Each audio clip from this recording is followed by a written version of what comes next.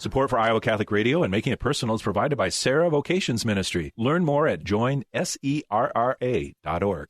Making It Personal with Bishop William Joensen on Iowa Catholic Radio and iowacatholicradio.com. Welcome to Making It Personal with Bishop Joensen. I'm Jean Till, and on today's show, we're visiting with Maria Benish, and Maria is the National Eucharistic Pilgrimage Project Lead for the Sarah and Marian routes, and if people don't have a clue what we're talking about, they will by the end of the show. Stay tuned. There's That's a right. teaser. Way to go, Jean. All right. So, but here we are, and Lent intensifying. We know the drama is picking up. And on a more secular level, the drama of the college basketball season and everything else. Well, there's that. But for many, kind of a break of joy and celebration, the high holy days, although St. Patrick yields to our Lord. His feast day, the 17th, is actually the Lord's Day, so I don't think he would mind deferring. But and all those people that celebrate St. Patrick's Day, I wonder if they know they're celebrating a Catholic feast day. I think they may not know. Yeah, but that's okay. Okay, not quite like St. Valentine's Day, but I will be privileged. So today's Saturday the 16th to pray with the good people of St. Patrick Neola. We have a holy hour at 3 p.m. followed by a 4 p.m. Mass on the 150th anniversary of their parish. Wow. So that'll be a grand occasion. It will be. The reason we're doing it on Saturday is because I was already committed tomorrow, the 17th, the actual day, St. Patrick and Walnut is celebrating their 150th. So, I mean, those are probably, a day's horse ride away from each other or something? Oh, there are more St. Patrick's. On horseback, yeah. Well, our diocese has 13 St. Patrick's parishes, so the Irish stake their claim very well. And Lucky 13. Whether the miners or the railroad workers or whatever they are, but that legacy there. So St. Patrick will be fully honored. I don't know that he would be honored so much, but I also want to plug in one more date before we take a lighter turn here. Next Friday, the 22nd, is the Chrism Mass, another high point of the Mass where we consecrate the oils for the sacraments, the Chrism, the oil of catechumens, and the oil of the infirm for anointing of the sick. And it's also an opportunity for the priests of the diocese, of any diocese, to converge, to renew their own priestly commitment and the vows that they've made. So 5 p.m. on Friday the 22nd at St. Ambrose Cathedral in Des Moines. All are welcome. We kind of alternate between east and west parts of the diocese, and all are welcome. It's an inspiring liturgy, and to take part in that and to see the oils consecrated. A very unique liturgy, not repeated at any point during the year. So, it wasn't until I started working at the diocese that I understood that the sacred oils were blessed by the bishop for use in every parish for that next year. And so it wasn't, people just didn't go get their Crisco and put it in there. This is oil that was blessed by the bishop, one body of oil that is now being sent out for all of the faithful. And to me, that was just a beautiful aha moment for us as a diocese, as a community. Oh, amen. And I experienced before I was a priest, I was invited to go to a Chrism Mass. And what is this? What are all these things? It's just lavish with symbols, but kind of spilling over the lap of the church, of the saints, into the lives of those who are becoming saints, and also a great mark of our diocesan solidarity. So, on a maybe more mundane note, some of us looking forward to Selection Sunday tomorrow night. We'll see where the Iowa State Cyclones, among others, if they claim that Omaha seating and site, but that's beyond our control. And then just to I haven't heard you groan for a while, Jean, and so maybe, if we could just a few little simple St. Patrick's Day liners. Oh, no. You overdid it on St. Patrick's Day when you think you're kissing the Blarney Stone and then it kisses back. So it's not really a joke. Never good. Never good when that happens. Not good. What does a leprechaun eat for lunch? I don't know. I wonder if your granddaughter could. That's the breakfast question. So a Blarney sandwich. Oh yeah. But okay. All right. How did the leprechaun astronaut get to the moon? I don't know. In a sham rocket. Okay. Oh, okay. And what do you call an Irish spider? This is actually zoologically not correct. Oh, okay, good. All right, so Patty Longlegs. So I think we're mixing species here. So, but this one I have to think about this. And where can you always find a shamrock? In the dictionary. I had to think about that. Because you can't find it anywhere else. Exactly. And when does a leprechaun cross the road? I don't know. When it turns green. So we better go to break before we've lost everybody here. Wah, wah, wah. We're going to take a quick break, and when we return, we'll be visiting with Maria Benish. She is the National Eucharistic Pilgrimage Project Lead for the Sarah and Marian routes. You're listening to Making It Personal with Bishop Joensen on Iowa Catholic Radio and the Spirit Catholic Radio Network. Support for Iowa Catholic Radio comes from Caldwell Parish Funeral Home and Crematory. Caldwell Parish offers services that are unique to the individual while following the Catholic funeral rites. Caldwell Parish Funeral Home and Crematory, Des Moines' only Catholic-owned and operated funeral home.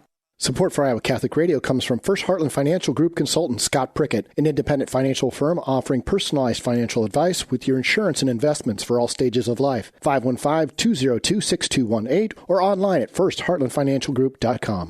Feeling discouraged about the world, the church, or your own spiritual life? Make plans to attend Hope in the Midst of Chaos with Peter Herbeck, Friday, April 12th at 6 p.m. at St. John and Paul in Altoona. Peter is host of the popular Fire on the Earth program, heard weekdays on Iowa Catholic Radio and on demand on the Iowa Catholic Radio mobile app. Don't miss this opportunity to hear from one of the most respected voices in the Catholic community, Peter Herbeck from Renewal Ministries, April 12th in Altoona. Register now at iowacatholicradio.com.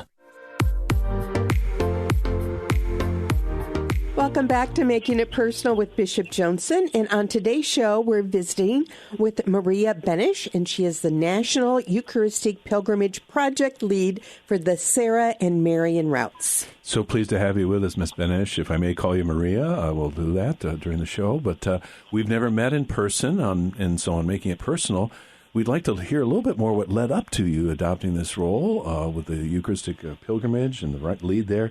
But you have many other passions and interests. So was it your Eucharistic faith, your logistical savvy, your who you know that got you to be in this role? Oh, great question. Thank you, Bishop Joensen, and thanks, Jean. It's exciting to be here, and happy to be here talking to everybody. The short answer is Eucharistic devotion has been a part of my heart since I was a little girl. St. Clare of Assisi is actually one of my confirmation saints. And one of your confirmation saints. One of my favorite saints. Okay. No, people could do too, Yeah.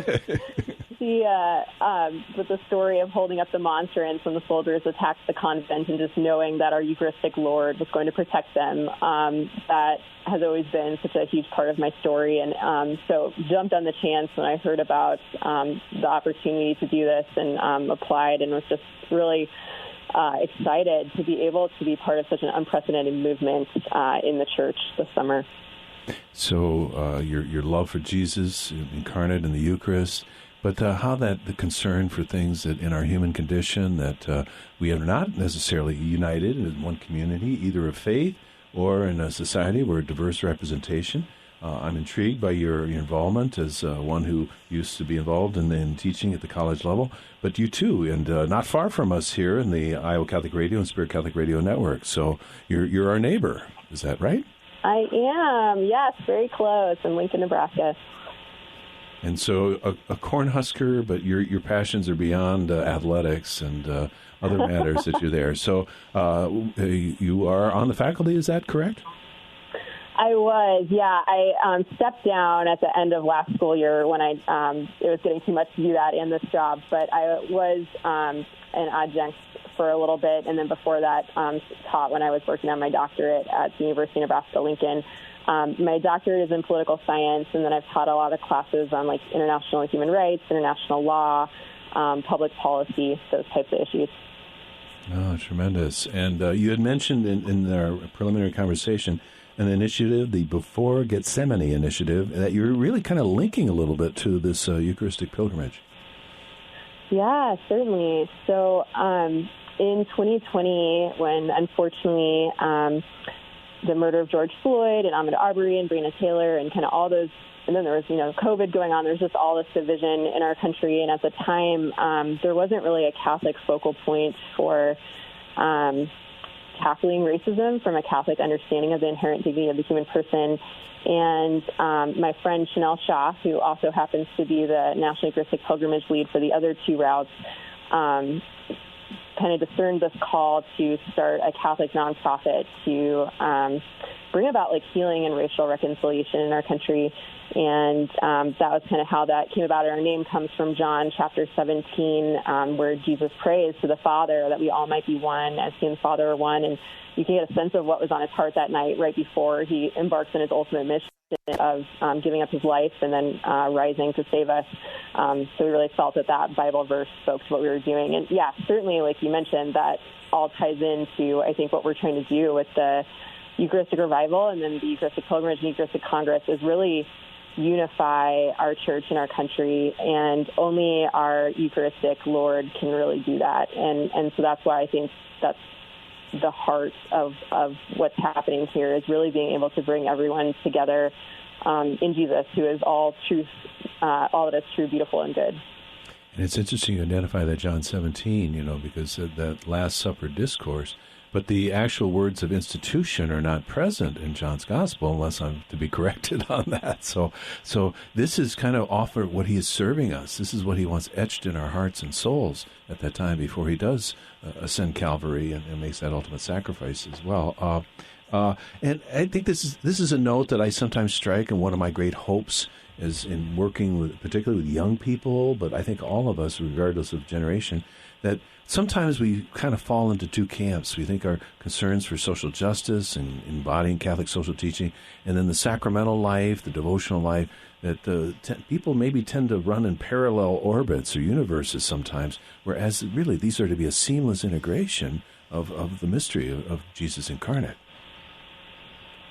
I couldn't agree more, Bishop. Thank you for saying that. I think, sadly, there is kind of, for some reason, this perspective that these things are mutually exclusive when they're not. They're actually really, when done properly and looking at the wholeness of Catholic social teaching, these are all embedded in each other.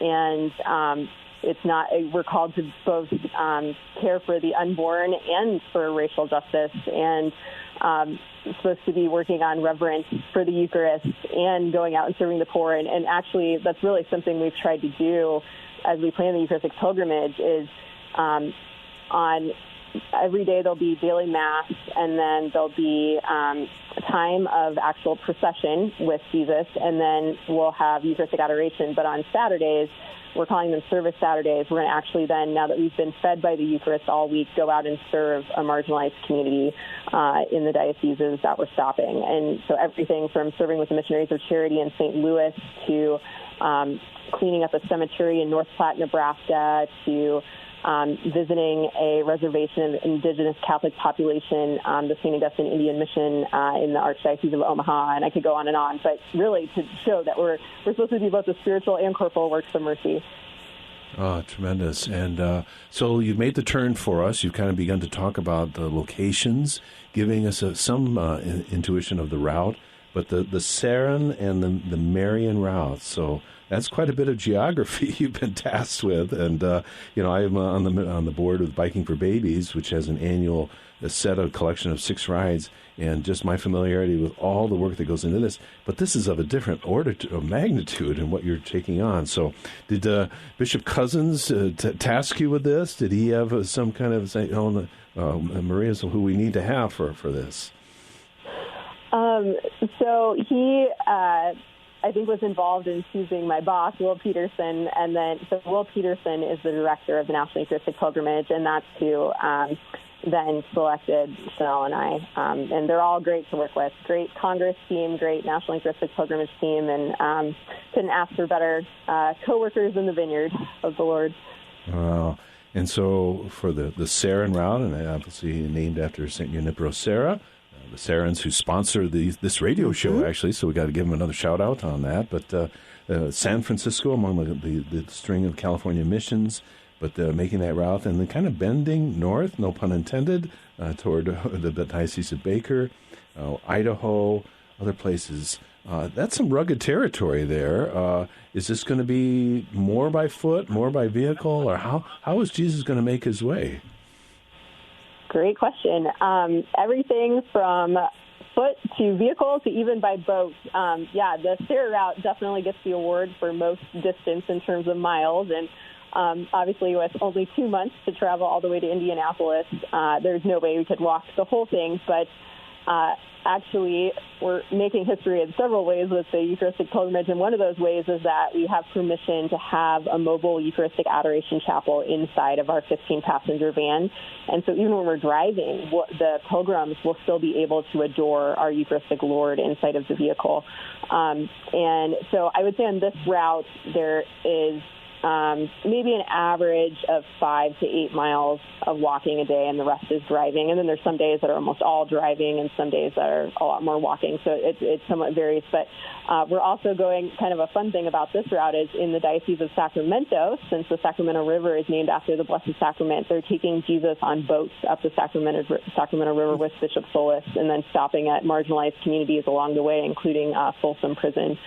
And then we go through everything from, like you mentioned, very populated urban areas like San Francisco, Denver, Omaha, St. Louis, Kansas City, to much more rural areas. And some of those rural areas, it's been so neat to talk to them. Like North Platte, Nebraska is expecting tons of their agricultural communities, surrounding communities, to be in town that weekend because it's the same weekend as their huge Nebraska land agricultural days. And so they rented a gym for 1,000 people to attend Mass with the bishops. And then in Oregon and Idaho, Montana, they're bringing down people from both the dioceses in Montana. I heard recently from the Archdiocese of Portland is bringing a group of people. So I think those rural events are going to be just as big as some of the city events as well, which is kind of neat.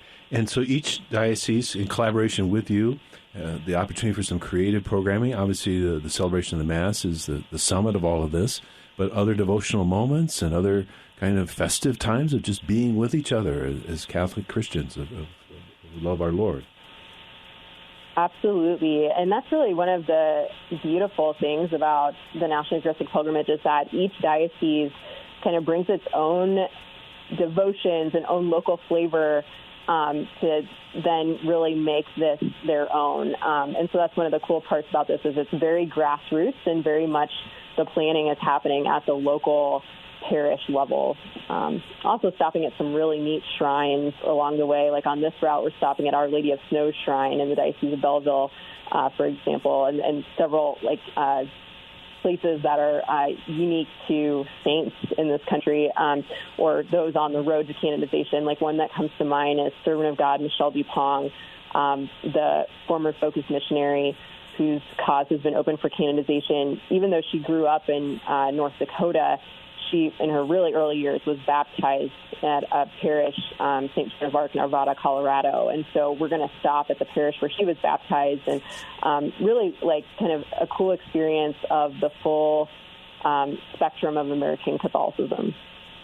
All right, so you're going to open up awarenesses of the sanctity of this land, canonized or consecrated by people who obviously offered their faith, and some who suffered tremendously. I'm trying to picture, it's not the Pope Mobile, but it's kind of like the Jesus Mobile kind of going across here. Can we witness the monstrance for passers-by, or is that going to be an enclosed space, or how is that going to happen?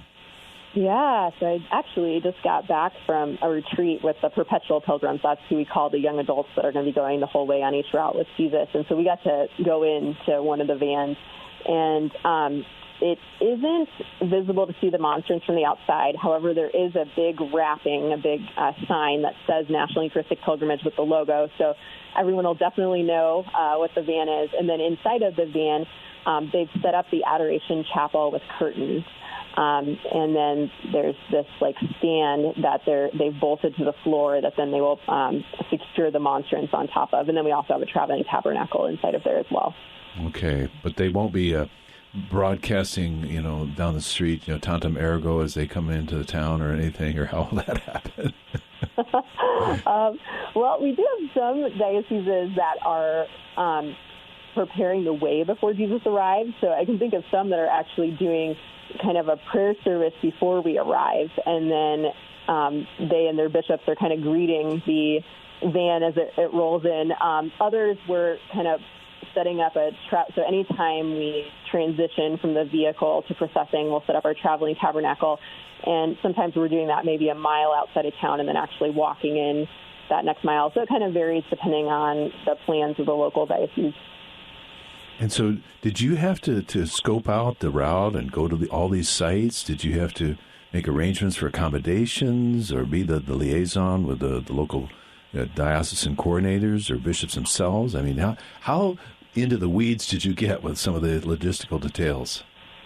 Yeah, great question. So as cool as it would be to visit all those places, definitely isn't possible, and also have young kids. So I do a lot of it remotely and then really rely on the local diocese, parish contacts, and local authorities to help us figure out the route. And also I spend a lot of time in Google Earth and Google Maps for sure. And yeah, getting to know those real well.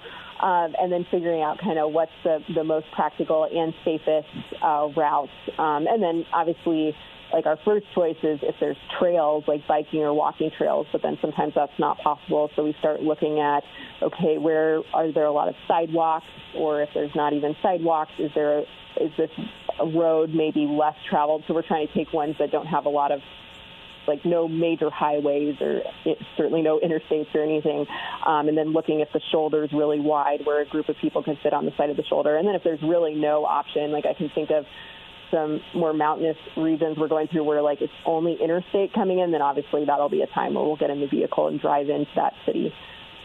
So did you have to work with law enforcement to chart some of these routes, or kind of make provision for coming in? And we get just a few seconds left before our break, but please continue here briefly.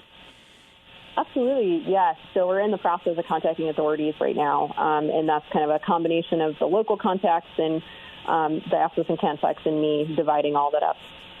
Wow. So, it's about time for us to think about the arrival. You're going to span the state of Nebraska and arrive in Omaha, and then finally the promised land, the Diocese of Des Moines, God's green earth. So we'll hear about those dates and some of the particulars on that, but let's take a break.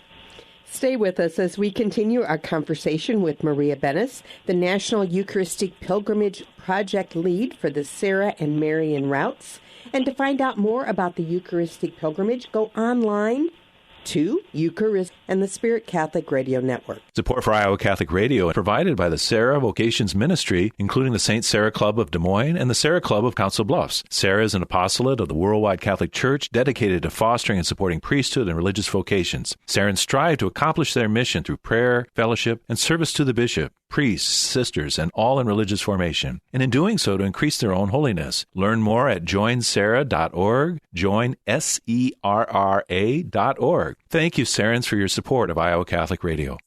Hey, honey, did you get the takeout from the fish fry? Fish and chips. Oh, you got anything to go with the chips? Chips and dip. Oh, what's this other sauce for? Dip the fish. Iowa Catholic Radio knows that some of the best fish fries in the heartland happen right here in our listening area. Email contact@iowacatholicradio.com to add your fish fry to our fish fry finder. Check out the other fish fries happening across the listening area at iowacatholicradio.com. Welcome back to Making It Personal with Bishop Joensen. But Bishop, before we go... Okay, Maria, I'm really interested here. Yeah, okay, because right. Coming up this coming week, we have the spring fundraiser for Iowa Catholic Radio, the 19th through the 22nd. And we are looking for a few generous folks that still would like to step forward with a $1,000 match for our upcoming spring fundraiser week. And your match, you all know this, they inspire others, it doubles our efforts, and it helps us in raising even more money to support our cause here of connecting listeners with Christ. So if you would like to be a part of this ministry, go online to iowacatholicradio.com, and you'll find our donate button and all the resources that you need to know about Iowa Catholic Radio. And so support like that allows us to focus on the Eucharistic pilgrimage, and Maria Bennis with us. Maria, the 22nd of June, this coming June, you'll be performing service, it sounds like, in the Archdiocese of Omaha. But then at long last, on Sunday the 23rd, we cross the Bob Carey Bridge into the great state of Iowa. And how is that going to be unfolding? Yes, very exciting to get to be visiting the Diocese of Des Moines. So before we even arrive, I know you all are scheduled to have bilingual Sunday Mass at Tom Hannah Fran Rivers Edge Park, which will be beautiful way that everyone will have been fed by the Eucharist at Mass. And then our team will arrive. We're scheduled to process from St. John's Parish at Creighton University in Omaha across over the bridge, and probably will arrive to the park with Jesus around 3 o'clock. And I know Archbishop Lucas will and to hand you, Bishop, the monstrance, and then we will continue the procession with all the way to, well, first we're going to have a fellowship dinner, and then continue a procession all the way to Corpus Christi Church for a holy hour and benediction and overnight adoration. And then the next day, we're scheduled to have... And probably the Spanish-speaking Nocturnal Adoration Society will be prominent in the overnight adoration, so very good. Wonderful. Yeah. I love to hear that. And then next day on June 24th, we'll start with Holy Mass, and then do a Eucharistic procession across along the Wabash Trace Nature Trail for about 8 miles, and then we'll do a fellowship lunch and holy hour stop in Glenwood, Iowa at Our Lady of the Holy Rosary Church. Tremendous. Siepker and his great parishioners will receive us there. I love those folks. So, yeah. Wonderful. So happy to be there. And then we'll do a fellowship dinner in Emojin at St. Patrick Parish, and I know I've already met with their pastor as well, and really excited to receive us there, followed by a holy hour. We sometimes call that the Cathedral of the West for us in the diocese, Emojin, that splendid St. Patrick Church. We've even had the Chrism Mass there on occasion. If you are anywhere in the neighborhood, Maria, that would be worth being present at. It's a little jewel out on the prairie for us. So yeah. And so we're talking. That's all on Monday, the 24th of June, the 24th feast solemnity of the birth of John the Baptist. Might even be the ordination anniversary for some of our priests. Oh, I bet it is. Yeah, wonderful. And then they're doing overnight adoration at St. Patrick's as well. So lots of time with the Blessed Sacrament. And then I don't know if they'll open up the Irish pub nearby in case people need a libation, but we want them praying with their full faculties, right, overnight adoration. And then we're so thankful that you're able to celebrate Mass for us on June 25th, Bishop, at St. Patrick, and then we'll do a solemn Eucharistic procession for about 1 mile, and then drive to Shenandoah to St. Mary's Parish and do a holy hour and fellowship lunch there before we exit the diocese to go to Benedictine College in Atchison, Kansas. Tremendous. So, I mean, it's just a little slice of our diocese, but we hope people will converge from different directions the 23rd through the 25th of June. Maybe take a little mini holiday day and bring the family, whether camping out or visiting with friends. But these will be just events where God will grace us and bless our diocese and spilling over far beyond that. So thank you, Maria Benish, for all the work you're doing to spearhead this initiative and how this will be, I think, bring God's favor upon our country. This has been another edition of Making It Personal with Bishop Joensen. Thank you to our guest and to all of our listeners in Iowa, Nebraska, Wisconsin, or wherever you may be listening to Iowa Catholic Radio and the Spirit Catholic Radio Network. You can hear Making It Personal with Bishop William Joensen every week on Iowa Catholic Radio and iowacatholicradio.com. Support for Iowa Catholic Radio and Making It Personal is provided by Sarah Vocations Ministry. Learn more at joinserra.org.